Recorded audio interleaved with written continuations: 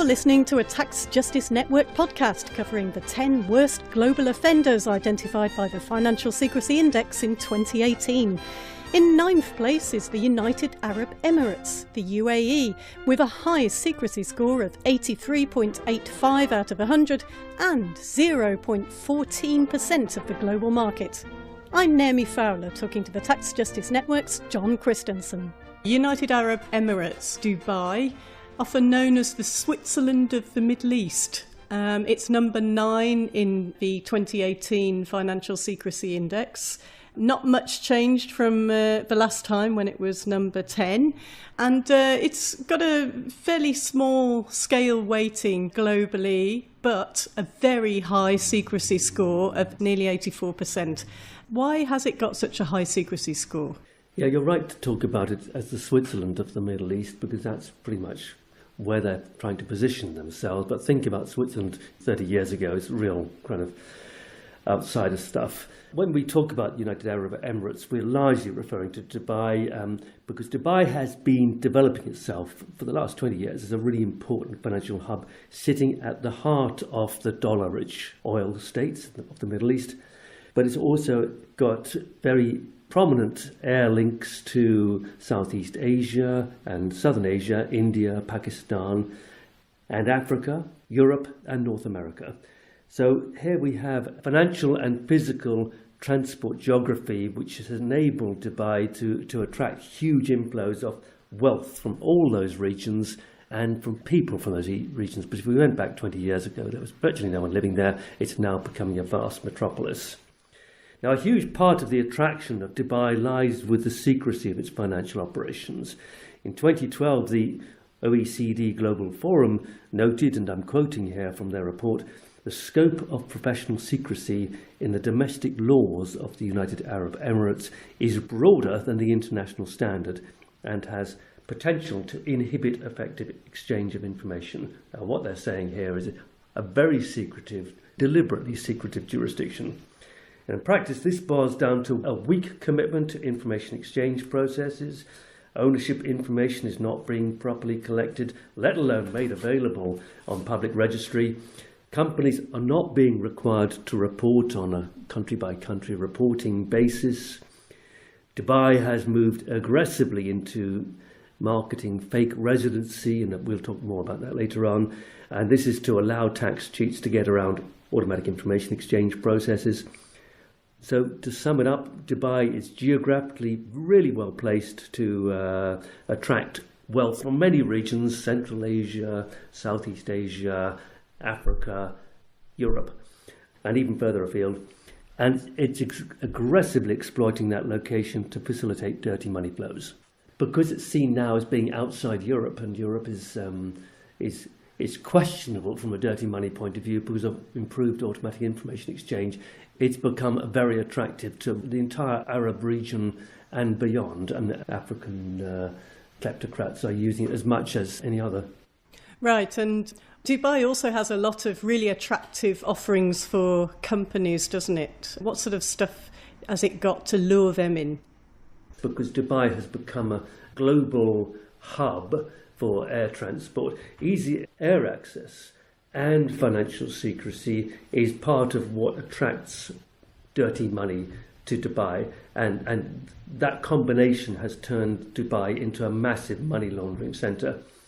So, for example, Dubai is one of the major centres for hawala money transfers. And hawala transfer systems are culturally embedded right the way across the Middle East into Southern Asia and North Africa. The trouble with hawala is that it's very open to abuse. Hawala transfers are based entirely on trust and personal relationships. They're mostly unrecorded, which makes them especially hard to trace and to investigate. And when financial systems when the financial centre in Dubai is investigated, time and time again, concerns are flagged up about the hawala system precisely because it's quite simply unrecorded and therefore hard to trace. There does seem to be a huge traffic also in precious stones, gold bullion and narco dollars, that is cash, flying into Dubai and being laundered onto the major financial centres elsewhere. For example, the Washington Post reported, and again I quote, "A blizzard of banknotes is flying out of Afghanistan, often in full view of customs officers at Kabul airport, flowing mostly to the Persian Gulf Emirate of Dubai, where many wealthy Afghans now park their families and their funds." But the wealth isn't just coming from Afghanistan.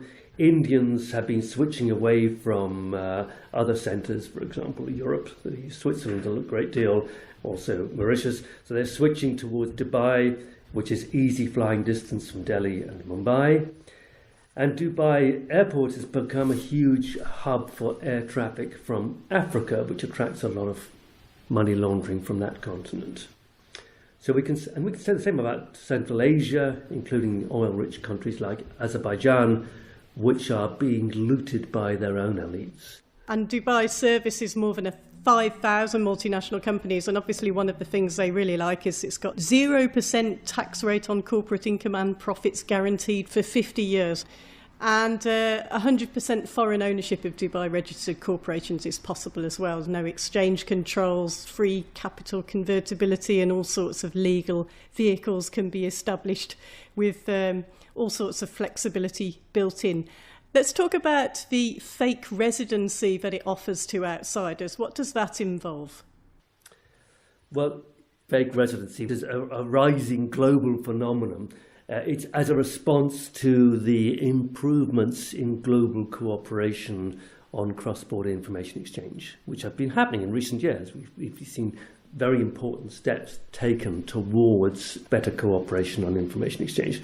Now, until recently, crooks could easily escape from justice by simply hiding themselves and their ill-gotten gains in another country, a Swiss bank account, for example, or creating a shell company in the British Virgin Islands or in the Caymans.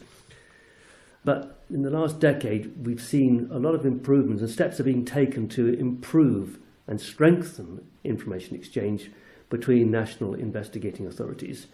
So the risks of crooks being prosecuted have increased. So the crooks are responding by looking to jurisdictions like Dubai, which provide them with fake residency.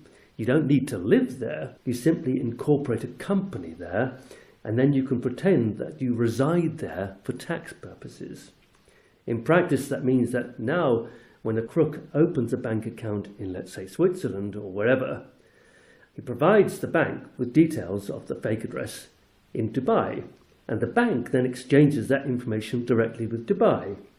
Now, of course, Dubai has no interest whatsoever in taxing the crook because the crook doesn't live there. So the whole exercise is a sham to get around automatic information exchange processes. Okay, and another thing, like some of the other top 10 in the Financial Secrecy Index, Dubai is used extensively for round tripping. So tell us what that is.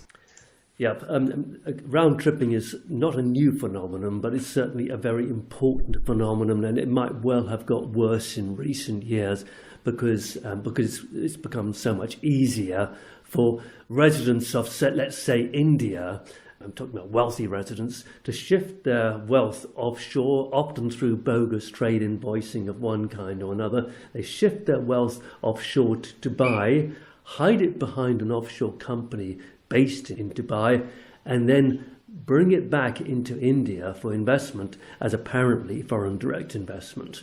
And one of the things that makes it very easy to do this is the Hawala system, which operates across all of that region, which makes it so much easier to shift the money out of India into Dubai and then bring it back dressed up as foreign direct investment. And of course, the thing about foreign direct investment is it attracts a great deal of tax breaks, and the tax authorities in India won't be aware of the fact that that capital that's being invested originates from India anyway. So it's all round, this is a massive exercise in tax evasion. Right, and there is a British connection with Dubai, isn't there? Well, Dubai, of course, originally there was very little there in the way of financial services. It seems quite clear that a lot of the kind of origins of creating and building up the financial centre in Dubai lie with British companies, British banks, and the City of London, which has been busy propagating ideas of offshore financial centres like Dubai for decades. And if you look, for example, at quite a number of the people who've been appointed to head Dubai International Financial Centres, regulatory services, you'll find lots of Brits were there.